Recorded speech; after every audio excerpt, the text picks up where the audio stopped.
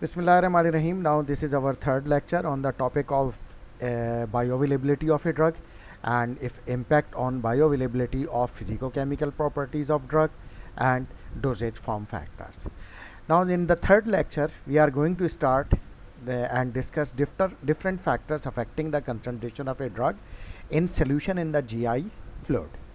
उसमें जो factors हैं, the number one factor is complexation. Second is the micellar solubilization, third is the adsorption and fourth is the chemical stability. तो ये चार main factor हम discuss करेंगे कि कॉम्प्लेक्सेशन अगर ड्रग की हो जाए तो उसका जीआई सॉल्युबिलिटी पर सॉल्यूशन फॉर्म पे क्या इम्पैक्ट आता है, माइसिलर सॉल्युबलाइजेशन क्या चीज़ है, एड्सॉर्प्शन क्या है और केमिकल स्टेबिलिटी क्या है. इसमें सब चीज़ें जैसे कॉम्प्लेक्सेशन हम डिस्कस कर चुके हैं पहले जीआई गैस्ट्रोइंटेस्टाइनल फिजियोलॉजी में. माइसिलर सॉल्युबलाइजेशन यानी जो कि पार्टीशनिंग होती है, माइसिल बनता है, ड्रग लिपिड और वाटर फेज में जो डिस्ट्रीब्यूट होती है यानी वाटर सॉल्युबल पार्ट में फिर डिस्ट्रीब्यूट हो जाती है और लिपिड सॉल्युबल पार्ट में डिस्ट्रीब्यूट हो जाता है और माइसिल बन जाता है. तो माइसिलर सॉल्युबलाइजेशन ऑफ ड्रग कहलाती है. Adsorption is a surface phenomena. इसमें क्या होता है कि ड्रग जो होती है वो सिर्फ एक केमिकल के साथ बाइंड हो जाती है लेकिन उनके दरमियान आपस में कोई फिजिकल या केमिकल रिएक्शन नहीं होता जिसकी वजह से उसकी नेचर चेंज नहीं होती, लेकिन वो एड्सॉर्ब होने की वजह से फिर एब्जॉर्ब यानी जो है वो डिफ्यूज़ जो होती है मेम्ब्रेन को नहीं कर पाती यानी एब्जॉर्प्शन उसकी पुअर हो जाती है. इसके अलावा केमिकल स्टेबिलिटी भी ड्रग की इम्पॉर्टेंट फैक्टर है कि ड्रग जो है वो जीआई फ्लूइड में केमिकली स्टेबल हो, वो डिग्रेड ना हो. तो इसको भी हम डिटेल में देखेंगे. Now let us start with the first topic which is complexation. So complexation of a drug में अकर within the dosage form or in the GI fluid and can be beneficial or detrimental to the absorption. अब ये जो drug की जो complexation है ये दोनों तरह से हो सकती है. ड्रग की एब्जॉर्प्शन के लिए बेनिफिशियल भी यानी जीआई एब्जॉर्प्शन बढ़ा भी सकती है कॉम्प्लेक्सेशन के नतीजे में और जीआई एब्जॉर्प्शन रिड्यूस भी हो सकती है. For example the antibiotic streptomycin bind to mucin. Mucin is a protein available in the mucus of the gastrointestinal secretion. तो ये क्या होती है, स्ट्रेप्टोमाइसिन एंटीबायोटिक ये बाइंड हो जाती है म्यूकिन से जिसकी वजह से क्या होती है कि reducing the available concentration of the drug for absorption. लाजिम बात है जब ये ड्रग अवेलेबल यानी ये म्यूकिन के साथ कॉम्प्लेक्स बना लेगी तो फिर ये एब्जॉर्ब नहीं हो सकेगी और एब्जॉर्ब नहीं होगी तो फिर ब्लड कंसंट्रेशन अचीव नहीं होगी और ब्लड कंसंट्रेशन अचीव नहीं होगी तो फिर इसका थेरेप्यूटिक इफेक्ट भी नहीं आएगा. इसके अलावा एक और एग्जाम्पल ले लेते हैं. The presence of calcium in the dosage form of tetracycline reduces the bioavailability via formation of poorly soluble complex.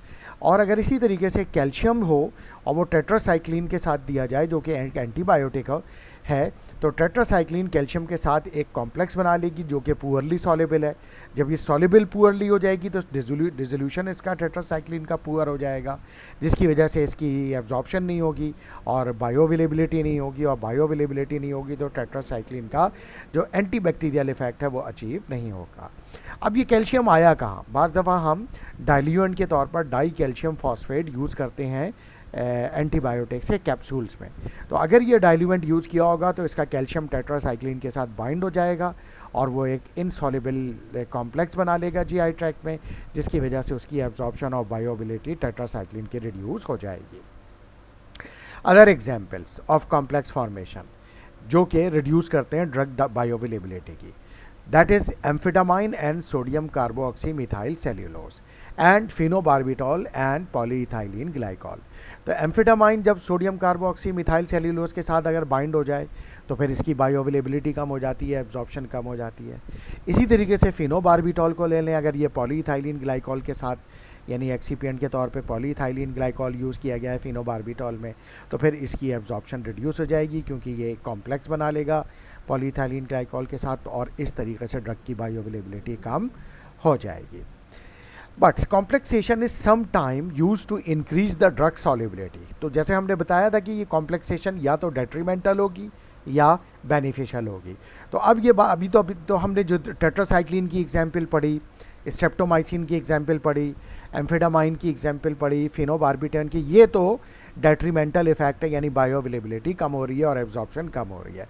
लेकिन अब बेनिफिशियल इफेक्ट पे अगर हम बात करें तो वो भी होता है, यानी जिसकी वजह से कॉम्प्लेक्स होने से increase drug solubility, particularly poorly water soluble drug की। One class of complexing agent, यानी वो कौन सा कॉम्प्लेक्सिंग एजेंट है जिसके साथ ड्रग अगर बाइंड होगी तो उसकी वाटर सॉल्युबिलिटी बढ़ जाएगी और एब्जॉर्प्शन बढ़ जाएगी और बायोअवेलेबिलिटी बढ़ जाएगी, वो है साइक्लोडेक्स्ट्रिन फैमिली। साइक्लोडेक्स्ट्रिन फैमिली में 3 कंपाउंड है, alpha cyclodextrin, beta cyclodextrin and gamma साइक्लोडेक्स्ट्रिन। इन तीनों में फ़र्क क्या है? साइक्लोडेक्स्ट्रिन में असल में ग्लूकोपाइरानोज यूनिट होते हैं, जैसे ग्लूकोज यूनिट होते हैं, जैसे एक ग्लूकोज यूनिट मोनोसैकेराइड कहलाता है, 2 ग्लूकोज यूनिट डाइसैकेराइड कहलाते हैं, इस तरह से बहुत सारे ग्लूकोज यूनिट मिल जाएंगे तो वो पॉलीसैकेराइड्स कहलाएंगे। तो इसी तरीके से ग्लूकोपाइरानोज यूनिट भी होते हैं। अगर इनके 6 यूनिट्स हैं तो वो अल्फा साइक्लोडेक्स्ट्रिन कहलाएगा, 7 यूनिट्स हैं तो बीटा साइक्लोडेक्स्ट्रिन कहलाएगा, और 8 यूनिट्स हैं इनके ग्लूकोपाइरानोज के तो वो गामा साइक्लोडेक्स्ट्रिन कहलाएंगे। तो ये जो है साइक्लोडेक्स्ट्रिन फैमिली, ये जो है वो ड्रग के इसके साथ कॉम्प्लेक्स बना के एब्जॉर्प्शन को इंक्रीज करते हैं। अच्छा, इसमें साइक्लोडेक्स्ट्रिन में असल में है क्या? The outer surface of this ring, यानी साइक्लोडेक्स्ट्रिन रिंग के जो है वो हाइड्रोफिलिक है, जिसकी वजह से इसकी वाटर सॉल्युबिलिटी बढ़ जाती है। And inner cavity is hydrophobic यानी लिपोफिलिक, तो इसमें ड्रग जो लिपोफिलिक होगी वो इसके साथ अटैच हो जाएगी, और आउटर साइड क्योंकि हाइड्रोफिलिक है तो वो वाटर में डिसॉल्व हो जाएगी, और वो फिर दोनों पोर्शन हाइड्रोफोबिक और हाइड्रोफिलिक एब्जॉर्ब हो जाएगा, और इस तरीके से ड्रग एब्जॉर्ब हो जाएगी, जैसा हम बात कर रहे हैं। लिपोफिलिक मॉलिक्यूल जो है वो fit into the form of soluble inclusion complexes, यानी जो लिपोफिलिक ड्रग होगी वो इसके हाइड्रोफोबिक के साथ कॉम्प्लेक्स बना लेगी, और इस तरीके से फिर एब्जॉर्प्शन उसकी हो जाएगी। The ring of beta cyclodextrin is the correct size for majority of drug molecule, यानी हमने जैसे अभी 3 इसके टाइप पढ़ी है, अल्फा साइक्लोडेक्स्ट्रिन, बीटा और गामा साइक्लोडेक्स्ट्रिन। इसमें जो सबसे अप्रोप्रिएट साइज़ है इस पर्पज़ के लिए कि जिसके साथ ड्रग कॉम्प्लेक्स बनाए और इसकी एब्जॉर्प्शन बढ़े, वो है बीटा साइक्लोडेक्स्ट्रिन। और इसमें आम तौर पे ये होता है कि 1 drug molecule will associated with 1 cyclodextrin molecule, यानी 1:1 रेशो के साथ ड्रग अटैच होती है और फिर ये जो है वो एब्जॉर्ब होती है। और the good thing is that ये जो कॉम्प्लेक्स बनता है ड्रग और साइक्लोडेक्स्ट्रिन का, दिस इज़ रिवर्सिबल कॉम्प्लेक्स, यानी इसका मतलब ये हुआ कि जीआई ट्रैक्ट में अगर ये कॉम्प्लेक्स बन गया, यानी ड्रग साइक्लोडेक्स्ट्रिन के साथ बाइंड हुई और एब्जॉर्ब हो गई, ब्लड में एब्जॉर्ब होने के बाद ये कॉम्प्लेक्स ब्रेक हो जाएगा, यानी ड्रग रिलीज़ हो जाएगी। दैट इज़ ग्रेट, ये तो हम चाहते हैं कि ड्रग वहाँ जाके रिलीज़ हो जाए, फिर वो अपनी एब्जॉर्प्शन साइट पे, यानी जहाँ साइट ऑफ एक्शन पे पहुँचे और अपना थेरेप्यूटिक इफेक्ट प्रोड्यूस करे। तो 1 मॉलिक्यूल जो है वो इसकी जो बीटा साइक्लोडेक्स्ट्रिन के साथ अटैचमेंट होती है, आमतौर पे एसोसिएट होती है, लेकिन इसके अलावा अदर स्टेशियोमेट्रीज आर पॉसिबल, यानी और भी मुख्तलिफ अरेंजमेंट हो सकती हैं बीटा साइक्लोडेक्स्ट्रिन के साथ डिफरेंट ड्रग्स की, यानी डिफरेंट टाइप की अटैचमेंट हो सकती है, यानी 1:1 कोई लाजमी यानी रूल नहीं है कि हमेशा 1:1 ही होगा। For example the anti fungal drug मीकोनाजोल show poor oral bio availability, तो मीकोनाजोल की अब ये एग्जाम्पल दी जा रही है कि इसकी ओरल बायो अवेलेबिलिटी पुअर है, क्यों? Because of poor solubility. But in the presence of cyclodextrin, और अगर इसको साइक्लोडेक्स्ट्रिन के साथ देंगे, the solubility and dissolution rate of miconazole are significantly enhance, तो साइक्लोडेक्स्ट्रिन के साथ इसकी जो है सॉल्युबिलिटी और डिसोल्यूशन बढ़ रहा है मीकोनाजोल का, जिससे इसकी एब्जॉर्प्शन बढ़ रही है और बायो अवेलेबिलिटी बढ़ रही है, और वो कितने टाइम्स बढ़ रही है? 55 times to 255 times. There are numerous examples in the literatures of the drugs whose solubility and bioavailability have been increased by the use of cyclodextrin and their derivatives, यानी सिर्फ साइक्लोडेक्स्ट्रिन नहीं बल्कि इसके कुछ और भी डेरिवेटिव्स बनाए गए जिसके साथ ड्रग बाइंड होती है और फिर उसकी सॉल्युबिलिटी और डिसोल्यूशन और एब्जॉर्प्शन और बायोअवेलेबिलिटी इंक्रीज हो जाती है। वो कौन कौन से डेरिवेटिव हैं? Hydroxy propyl beta cyclodextrin and sulfobutyl ether beta cyclodextrin. और वो कौन कौन सी ड्रग है जिनको जब साइक्लोडेक्स्ट्रिन के साथ दिया गया तो उनकी सॉल्युबिलिटी, डिसोल्यूशन, एब्जॉर्प्शन और बायोअवेलेबिलिटी बढ़ गई?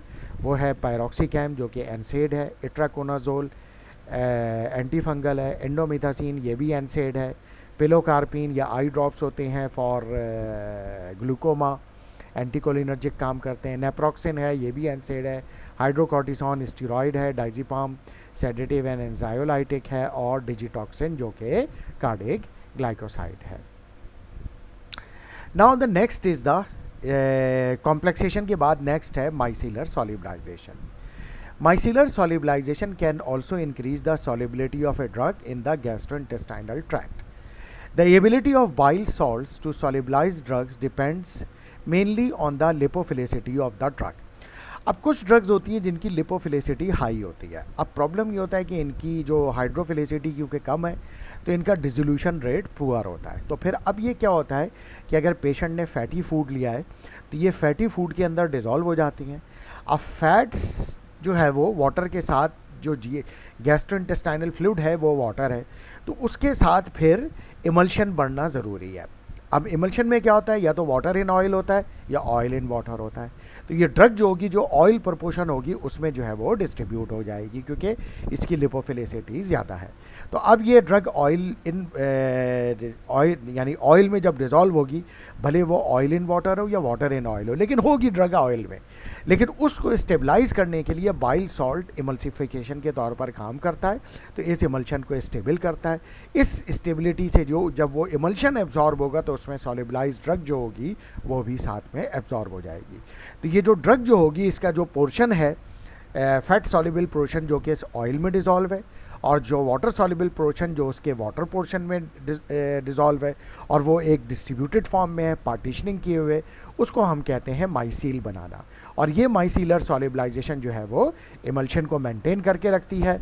ऑयल इन वाटर में इमल्शन मेंटेन रहता है या फिर water in oil emulsion maintain रहता है, यानी वो ब्रेक नहीं होता. ऐसा नहीं होता कि ऑयल अलग हो गया और वाटर अलग हो गया, तो उसको मेंटेन करता है. तो इस तरीके से ये माइसीलर सॉल्युबलाइजेशन के ज़रिए भी ड्रग की एब्जॉर्प्शन इन्हेंस हो जाती है. माइसीलर सॉल्युबलाइजेशन के बाद नेक्स्ट है एड्जॉर्प्शन, जो कि एक सरफेस फिनोमेना है जिसमें ड्रग जो है बाइंड हो जाती है किसी एड्जॉर्बिंग सब्सटेंस से. Like for example the concurrent administration of a drugs and medicine containing solid adsorbents. अच्छा, अब ये एड्जॉर्बेंट्स क्यों दिए जाते हैं? They use in anti diarrhoeal mixture. For example kaolin and attapulgite, जो कि क्योपैक्ट सिरप मार्केट में आता है वुडवर्ड्स का. तो ये क्योपैक्ट में क्योलिन और एटापल्जाइड दोनों एड्जॉर्बिंग एजेंट है. इनका काम क्या होता है? ख़ास तौर से ये बच्चों में यूज़ की जाती है. जब बच्चों में डायरिया हो रहा होता है, ख़ास तौर से इन्फेक्शस डायरिया, तो उसकी वजह ये होती है कि इंटेस्टाइन में जो बैक्टीरिया है वो टॉक्सिन रिलीज़ कर रहा है, और उस टॉक्सिन की वजह से जीआई ट्रैक्ट में इरिटेशन हो रही है. इरिटेशन से फिर बेबी को डायरिया हो रहा है.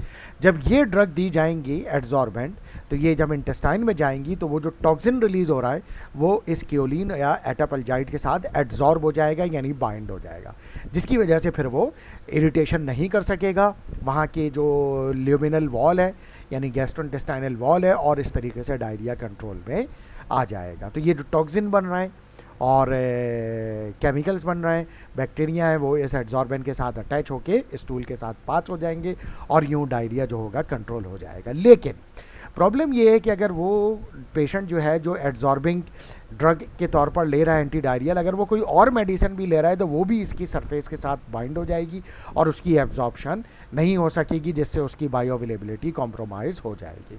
यही बात की जा रही है कि ये एड्जॉर्बेंट एंटी डायरियल जो लिए result in the adsorbents interfering with the absorption of a drug from the GI tract. The adsorption of a drug into the solid adsorbent such as choline or charcoal may reduce its rate and extent of absorption and decrease its effective concentration in solution available for absorption. तो क्योलिन हो गई, इसके अलावा एटापल्जाइड और charcoal का भी यही काम है कि ये जो होंगे एड्जॉर्बेंट के तौर पे काम करेंगे, जिसकी वजह से जो ड्रग का जो rate and extent of absorption है वो रिड्यूस हो जाएगा और ड्रग की बायो अवेलेबिलिटी कम हो जाएगी. An example of drug adsorbent interaction that give a reduced extent of absorption is promazine charcoal. Promazine antipsychotic है, चारकोल एड्जॉर्बेंट है. अगर चारकोल के साथ प्रोमाजीन दे दी गई तो फिर इसकी प्रोमाजीन की एब्जॉर्प्शन रिड्यूस हो जाएगी. ये जो एड्जॉर्बिंग प्रॉपर्टी है चारकोल की, इसको यूज़ किया गया. The adsorbing properties of charcoal have been exploited as an antidote to overdose of orally administered drug. यानी अगर किसी ड्रग की बाई मिस्टेक या इंटेंशनली ओवरडोज हो जाए तो उसके बाद चारकोल उस पेशेंट को दिया जाता है, ताकि जो ड्रग इस वक्त स्टमक या इंटेस्टाइन में है वो चारकोल के साथ बाइंड हो जाए और मज़ीद ब्लड में एब्जॉर्ब ना हो, ताकि उस ओवरडोज की वजह से पेशेंट को हार्म ना हो. तो इसको एंटीडोट के तौर पर भी यूज़ किया जाता है ड्रग ओवरडोज और ड्रग पॉइजनिंग में. इसके अलावा टैल्क ये भी जो है वो यूज़ होता है, which can be included in the tablet as a glidant, जिसको हम टैबलेट में एज ए ग्लाइडेंट यूज़ करते हैं। लेकिन ये क्या करता है, claim to interfere with the absorption of cyanocobalamin यानी विटामिन B12, बिकॉज ये जो टैल्क है ये विटामिन B12 को एब्जॉर्ब कर लेता है, जिससे B12 की एब्जॉर्प्शन रिड्यूस हो जाती है। तो फिर जब भी हम साइनोकोबालामाइन की टैबलेट बना रहे हो तो उसमें टैल्क को हमें एज ए एब्जॉर्बिंग एजेंट यानी एज ए ग्लाइडेंट यूज़ नहीं करना चाहिए। Now the next is the chemical stability of the drug in the gastrointestinal fluid. So if the drug is unstable in GI fluid, so the amount of a drug that is available for absorption will be reduced और bioavailability भी उसकी reduce हो जाएगी। यानी कोई भी drug जो गैस्ट्रोइंटेस्टाइन यानी ओवरली ली गई, जब वो गैस्ट्रोइंटेस्टाइनल फ्लूइड से कांटेक्ट में आई और अगर वो डीकम्पोज हो गई, अनस्टेबल हुई, लाजिम बात है वो अनस्टेबल ड्रग जो होगी, जो इंटैक्ट ड्रग थी वो अब अवेलेबल नहीं रही, वहाँ पे डीकम्पोज हो गई, एब्जॉर्प्शन पुअर हो गई और बायोअवेलेबिलिटी भी पुअर हो गई और फिर उस ड्रग का कोई इफेक्ट नहीं आया। अब ये ड्रग अनस्टेबल क्यों है? This instability of drug is due to gastrointestinal fluid, और उसमें जो गैस्ट्रोइंटेस्टाइनल फ्लूइड में एसिड है और एंजाइम है, एसिड हाइड्रोलिसिस और एंजाइमेटिक हाइड्रोलिसिस ड्रग का हो जाता है, तो इससे ड्रग डीकम्पोज हो जाती है। यही concept of delaying a dissolution of a drug until it reaches the small intestine has been employs to increase the bioavailability of erythromycin in the gastrointestinal tract. अब एरिथ्रोमाइसिन के साथ प्रॉब्लम क्या है? Erythromycin के साथ प्रॉब्लम ये है कि ये जब स्टमक में जाती है तो इसका एसिडिक हाइड्रोलिसिस हो जाता है और ब्रेक डाउन हो जाता है, तो फिर इसकी जो एरिथ्रोमाइसिन जो एंटीबायोटिक है इसकी एंटीबैक्टीरियल एफिकेसी ख़त्म हो जाती है। तो फिर हम इस ड्रग को इस तरह से बनाते हैं कि ये जो है स्टमक में डिज़ोल्व ही ना हो। जब ये स्टमक में डिज़ोल्व नहीं होगी तो फिर ये डिकम्पोज नहीं होगी, क्योंकि इसके पार्टिकल्स एक्सपोज नहीं हो सकेंगे एसिड से, बल्कि हम ये चाहते हैं कि ये अनडिज़ोल्व फॉर्म में स्मॉल इंटेस्टाइन में पहुंच जाए। अच्छा, अब स्मॉल इंटेस्टाइन में जो पीएच है वो अल्कलाइन है, तो ये जो अल्कलाइन पीएच है ये एरिथ्रोमाइसिन को हाइड्रोलाइज नहीं करेगा। वहाँ पे हम चाहते हैं कि इसका डिसोल्यूशन हो और एब्जॉर्प्शन हो, ताकि एरिथ्रोमाइसिन की ज़्यादा से ज़्यादा बायोअवेलेबिलिटी अचीव हो सके। लेकिन इस पर्पज़ को अचीव करने के लिए हम क्या कर सकते हैं? एक तो इस पर्पज़ को अचीव करने के लिए हम ये कर सकते हैं, गैस्ट्रो रेजिस्टेंट कोटिंग टैबलेट बनाते हैं एरिथ्रोमाइसिन की, यानी जिसको एंटेरिक कोटेड टैबलेट भी कहते हैं। एंटेरिक कोटेड टैबलेट यानी कोटिंग का जो नया नाम है वो गैस्ट्रो रेजिस्टेंट कोटिंग है। तो इसमें हम क्या करते हैं कि टैबलेट के ऊपर एक कोटिंग कर देते हैं ऐसे पॉलीमर की, जो एसिडिक पीएच पर वो पॉलीमर डिज़ोल्व नहीं होता, जिसकी वजह से जब वो पॉलीमर डिज़ोल्व नहीं होगा तो अंदर से ड्रग भी रिलीज़ नहीं होगी। तो उस एरिथ्रोमाइसिन के ऊपर ये पॉलीमर चला दिया जो एसिड में रिलीज़ ही नहीं हुआ, लेकिन जब वो अल्कलाइन पीएच पे आया तो उसका ये पॉलीमर रिलीज़ हुआ, जिसकी वजह से जो है फिर वो अंदर से ड्रग रिलीज़ हुई, यानी इंटेस्टाइन में वहाँ पे रिलीज़ हुई और ड्रग फिर डिज़ोल्व हुई और एब्जॉर्ब हो गई। तो इस तरीके से ये गैस्ट्रो रेजिस्टेंट कोटिंग करके हमने एरिथ्रोमाइसिन बेस को प्रोटेक्ट कर लिया फ्रॉम गैस्ट्रिक फ्लूइड यानी गैस्ट्रिक एसिड से, और इस तरह से हाइड्रोलिसिस से बचा लिया। इसके अलावा ऑल्टरनेट मेथड भी, यानी कोटिंग के अलावा और भी हम कुछ प्रोसीजर कर सकते हैं जिसकी वजह से ड्रग को जो है वो हम एरिथ्रोमाइसिन को प्रोटेक्ट कर सकते हैं एसिड हाइड्रोलिसिस से। वो ऑल्टरनेट मेथड ऑफ प्रोटेक्शन क्या है कि the administration of a chemical derivative of the parent drug, यानी जो पेरेंट ड्रग है एरिथ्रोमाइसिन है उसका कोई डेरिवेटिव बना दें। For example erythromycin stearate salt बना दिया इसका, इससे क्या होगा कि ये पासिंग थ्रू द स्टमक अनडिज़ोल्व, यानी ये सॉल्ट जो होगा इसका डिज़ोल्व नहीं होगा। जब डिज़ोल्व नहीं होगा तो फिर ये वहाँ पर जो है वो डिकम्पोज नहीं होगा, बल्कि ये डिज़ोल्व होगा erythromycin stearate dissolve and dissociate into intestinal fluid, यानी जहाँ पर पीएच अल्कलाइन है, जिसकी वजह से वहाँ पर जो होगा स्टीरेट अलग हो जाएगा, एरिथ्रोमाइसिन अलग हो जाएगी और free base erythromycin will be available which is dissolve and absorb, और वो फिर उसको हमने स्टमक के एसिडिक पीएच से बचा लिया। सेम हम कर सकते हैं प्रोटॉन पंप इनहिबिटर ओमिप्राजोल में भी, कि proton pump omeprazole and esomeprazole are acid labile, यानी ये जो हैं एसिड सेंसिटिव हैं, इसमें भी प्रॉब्लम है कि ये एसिड से डिग्रेड हो जाते हैं, and are therefore formulated in a multi unit gastro resistant coated pellet system.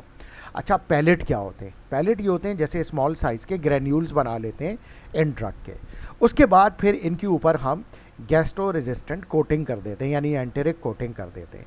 उससे फ़ायदा ये होता है, और फिर इसको कैप्सूल में पैक कर देते हैं। अब उससे फ़ायदा ये होता है कि जब पेशेंट ये वाला कैप्सूल खाता है ओमेप्राजोल या एस्मोप्रेजोल का, तो स्टमक में जाने के बाद उसका जो कैप्सूल का शेल होता है वो तो चले डिज़ोल्व हो जाता है, उसके अंदर से इसके ग्रैन्यूल्स ओमेप्राजोल या एस्मोप्रेजोल के जो है वो रिलीज़ हो जाते हैं। लेकिन क्योंकि उसके ऊपर कोटिंग है, गैस्ट्रो रेजिस्टेंट कोटिंग है, यानी एंटेरिक कोटिंग है, तो जिसकी वजह से वो क्या होगा कि वहाँ पे एसिडिक पीएच में वो कोटिंग का जो पॉलीमर होगा वो डिज़ोल्व नहीं होगा, तो उसके अंदर जो ग्रैन्यूल है, यानी जो ओमेप्राजोल के जो ग्रैन्यूल है वो प्रोटेक्टेड रहेंगे एसिड से। अब जब यही ग्रैन्यूल मूव करके इंटेस्टाइन में जाएंगे जहाँ पे पीएच अब अल्कलाइन है, तो वहाँ पर इसका पॉलीमर रिमूव होगा, डिज़ोल्व होगा, और अंदर से ड्रग अपीयर होगी, यानी ओमेप्राजोल या एस्मोप्रेजोल, और फिर वो डिज़ोल्व होगी, और वो डिज़ोल्व होने के बाद फिर एब्जॉर्ब होगी, और एब्जॉर्ब होने के बाद फिर वो प्रोटॉन पंप को जाके ब्लड में के थ्रू प्रोटॉन पंप पे स्टमक तक अगेन आएगी, और वहाँ पे फिर प्रोटॉन पंप को इनहिबिट करेगी और फिर एसिड रिलीज को कम करेगी। इसके अलावा इनस्टेबिलिटी इन गैस्ट्रोइंटेस्टाइनल फ्लूइड, यानी जीआई फ्लूइड में जो इनस्टेबिलिटी है, is one of the reason why many peptide drugs are poorly absorbed when delivered via oral route। इसी वजह से बहुत सारी जो पेप्टाइड लाइक ड्रग्स हैं वो ओरली नहीं दी जा सकती। वजह क्या है कि वो ओरली स्टेबल नहीं है, क्योंकि पेप्टाइड लाइक ड्रग्स जो हैं वो प्रोटियोलिटिक एंजाइम से डिग्रेड हो जाती हैं, डिकम्पोज हो जाती हैं, जिसकी वजह से वो एक्टिव फॉर्म में नहीं रहती और फिर उसकी एफिकेसी ख़त्म हो जाती है। तो ये जो है वो अवेलेबल, इस वजह से पेप्टाइड लाइक ड्रग्स ओरली नहीं दी जाती। नाउ पुअरली सॉल्युबल ड्रग्स, ये तो हमने ये तमाम चारों फैक्टर्स कर लिए। Poorly soluble drugs, poorly water soluble drugs present a problem in terms of obtaining A satisfactory dissolution, यानी ऐसी ड्रग जिनकी लिपिड सॉल्युबिलिटी ज़्यादा होती है, वाटर सॉल्युबिलिटी कम होती है, तो इनका ये प्रॉब्लम होता है कि गैस्ट्रोइंटेस्टाइनल फ्लूइड में इनकी डिसोल्यूशन सेटिस्फैक्ट्री नहीं होती, और जब डिसोल्यूशन सेटिस्फैक्ट्री नहीं होती तो फिर इनकी जो गुड बायो अवेलेबिलिटी है वो भी अचीव नहीं होती। So this is a particular problem, यानी ये प्रॉब्लम ख़ास तौर से है कुछ सर्टेन क्लासेस ऑफ ड्रग की, such as HIV protease inhibitors and some anti-infective drugs, anti-cancer drugs, and these drugs are those that targets very lipophilic and thus designing potency and water solubility are challenging। यानी ये वो class की drugs हैं जिनको हम जानबूझकर, जिनकी lipid solubility ज़्यादा रखते हैं।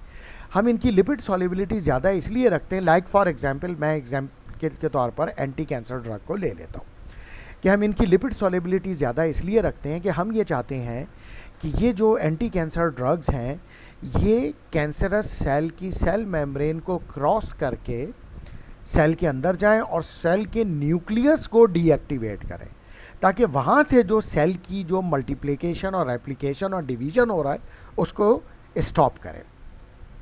क्योंकि हमें पता है कि सेल जो मल्टीप्लाई होता है उसमें उसके न्यूक्लियस में जो DNA RNA है उसका बड़ा इंपॉर्टेंट रोल होता है, तो अगर हम उसको स्टॉप कर देंगे तो इस तरीके से हम जो है वो कैंसर ग्रोथ पर काबू पा लेंगे। तो इसलिए हम ये चाहते हैं कि जो एंटी कैंसर ड्रग्स हैं वो टारगेटेडली कैंसर सेल मेम्ब्रेन को क्रॉस करें, सेल के अंदर जाएं और उसके न्यूक्लियस को डीएक्टिवेट कर दें, ताकि उसकी डिवीजन को स्टॉप किया जा सके, ताकि कैंसरस ग्रोथ को कंट्रोल में किया जा सके। अब सेल मेम्ब्रेन जो होती है सेल की, वो फॉस्फोलिपिड बाइलेयर है, इसका मतलब है उसको क्रॉस करने के लिए ड्रग के अंदर लिपोफिलिसिटी होनी चाहिए, और इसी वजह से ये वाली जो ड्रग्स हैं जैसे HIV protease inhibitor, some anti infectives, anti cancer drugs, इनको हम लिपोफिलिक बनाते हैं। एंटी इन्फेक्टिव में भी हम कोशिश करते हैं लिपोफिलिसिटी रखने के लिए, ताकि ये ब्लड ब्रेन बैरियर को क्रॉस कर सके और ब्रेन तक पहुंच सके, ताकि अगर ब्रेन में इन्फेक्शन यानी मेनिंजाइटिस है या एनसेफेलाइटिस है तो उसको भी ये जो है वो वहाँ पर भी एंटी इन्फेक्टिव रोल प्ले कर सके।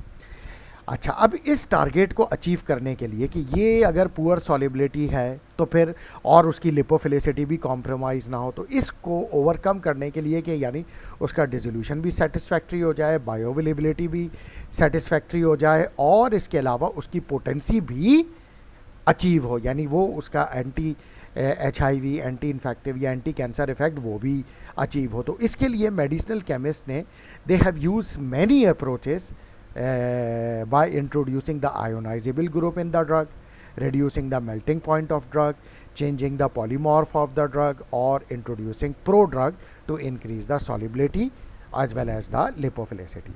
लेकिन हमेशा कामयाब नहीं हो सकते, कोशिश तो की जाती है इस प्रोसेस को कंप्लीट करने के लिए, लेकिन वो ड्रग्स जो ओरली इस तरह से एब्जॉर्ब नहीं हो सकती, फिर उनको जब ये तमाम चीज़ें, ये एक्सपेरिमेंट्स कर लिए गए और वो नाकाम हो गए, तो फिर उसका नतीजा यही निकलता है कि एट द एंड फिर ये डिसाइड किया जाता है कि ये ड्रग ओरली नहीं ली जाएगी, बल्कि इसकी सिर्फ पेरेंटल फॉर्म ली जाएगी। Now drug absorption, drug dissociation and lipid solubility, यानी ड्रग की डिसोसिएशन मीन्स आयोनाइजेशन। लाजमी बात है, हमने ये बात की है कि आयोनाइजेशन होगी तो उसकी वाटर सॉल्युबिलिटी होगी, तो वाटर सॉल्युबिलिटी और lipid solubility. The dissociation constant यानी pKa of the drug and lipid solubility of a drug and the pH at the absorption site, like stomach में वो pH जो होगा वो एसिडिक होगा और इंटेस्टाइन में अल्कलाइन होगा, often influences the absorption characteristic of drug through out GI tract. तो ये जो तीनों फैक्टर हैं, ड्रग की आयोनाइजेशन कांस्टेंट pKa, ड्रग की लिपिड सॉल्युबिलिटी यानी नॉन पोलर नेचर, और जो एनवायरमेंटल pH है वहाँ GI ट्रैक्ट में, ये तीनों फैक्टर ड्रग की एब्जॉर्प्शन कैरेक्टरिस्टिक को चेंज ऑफन इन्फ्लुएंस करते हैं।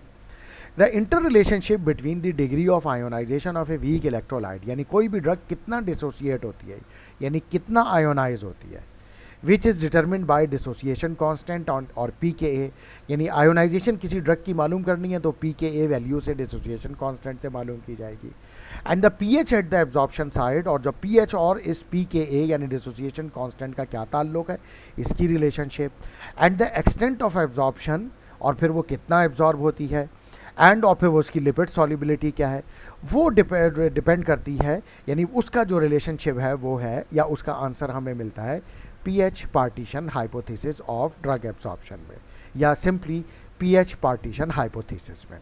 तो ये pH पार्टीशन हाइपोथेसिस हमें क्या बताएगा कि वहाँ पे ड्रग कितना आयोनाइज है, कितना अनआयोनाइज है, आयोनाइज कितना वाटर सॉल्युबल है, अनआयोनाइज कितना लिपिड सॉल्युबल है, लिपिड में कितना पार्टीशन हो रहा है और वाटर में कितना पार्टीशनिंग हो रही है ड्रग की, तो उसकी डिटेल जो होगी वो pH पार्टीशन हाइपोथेसिस में डिस्कस की जाएगी। So now the pH partition hypothesis of drug absorption, but that we will discuss in the next lecture. Thank you very much.